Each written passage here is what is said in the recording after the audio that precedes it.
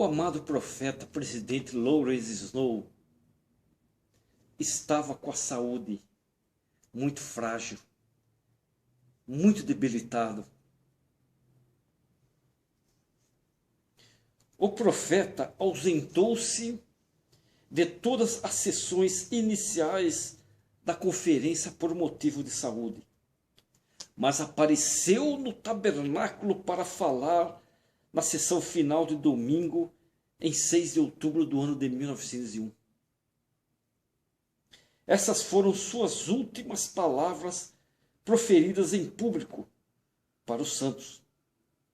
O presidente Joseph F. Smith, que era um dos conselheiros de Lawrence Snow, escreveu um mês depois, embora fosse evidente que ele estava bastante debilitado, todos observaram como estava lúcido e com que ênfase e fluência as palavras saíam de sua boca. Fecha aspas, ponto. Prosseguindo seu histórico discurso, o presidente Snow disse, a igreja tem agora quase 72 anos de idade e não se espera que façamos as obras de nossa juventude, mas que executemos trabalho maior, mais amplo e mais extenso. Fecha aspas, ponto. O profeta então instou os presidentes da estaca a considerarem os santos sob sua responsabilidade como se fossem sua própria família e a cuidarem de seus interesses como fariam em relação a seus próprios filhos e filhas. Continuou dizendo, não deixeis estes deveres nos ombros dos apóstolos. Existe um certo canal pelo qual o Senhor pretende exaltar seus filhos e filhas, remover a iniquidade da terra e estabelecer a retidão. E esse canal é o sacerdócio. Os 70 e os 12 apóstolos foram designados pelo Todo-Poderoso para cuidarem do bem-estar espiritual do mundo.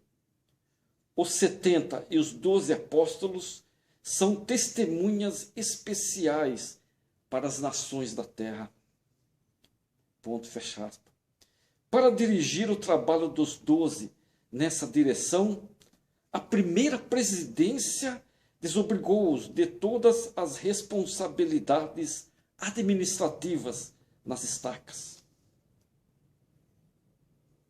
A respeito da última demonstração feita pelo presidente Snow às autoridades gerais e aos santos, o presidente Joseph F. Smith disse,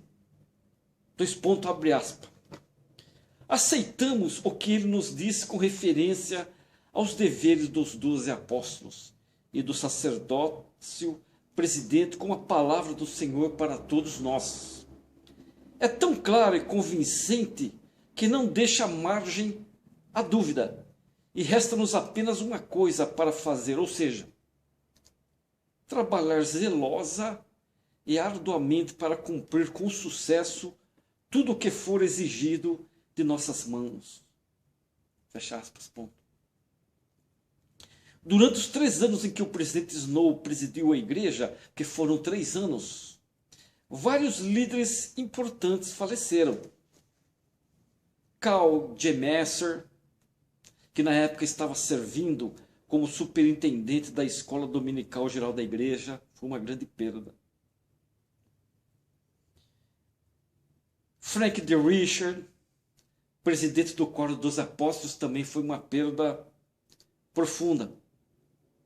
George K. Cannon, uma outra perda. Na época do seu falecimento, ele estava servindo como primeiro conselheiro na primeira presidência e como presidente do Quórum dos 12 Apóstolos, George K. Cannon. Zina Huntly Young,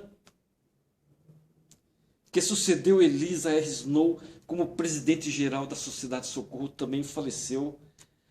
Ela era esposa do presidente Brigham Young, do profeta falecido Brigham Young. Seguindo o conselho da família e de seu médico, o presidente Lawrence Snow participou apenas da última sessão da conferência devido à grave enfermidade no pulmão. Mas o esforço de se fazer ouvir pela enorme congregação reunida no tabernáculo obrigou-o a voltar a ficar de cama. Em 10 de outubro de 1901, o presidente Lawrence Snow faleceu tranquilamente. Foi um falecimento tranquilo. Depois de um grande funeral, seu corpo foi enterrado no cemitério de Brigham City. O presidente Lawrence Snow colocou seu chamado apostólico acima de tudo. Ensinou aos santos dos últimos dias como viver com refinamento e cultura, apesar da pobreza e do ambiente desértico. Também ensinou-os a transformar as coisas comuns em algo extremamente belo. Ele viveu com equilíbrio e dignidade. Que homem que foi esse profeta! Reconhecendo a influência do poder de Deus, ensinou claramente aos santos o que poderiam se tornar se seguissem os ensinamentos recebidos dos profetas. Eles poderiam crescer e se tornar. Os 3 anos, porque foram 3 anos em que o presidente Lawrence Snow presidiu a igreja, foram bastante significativos.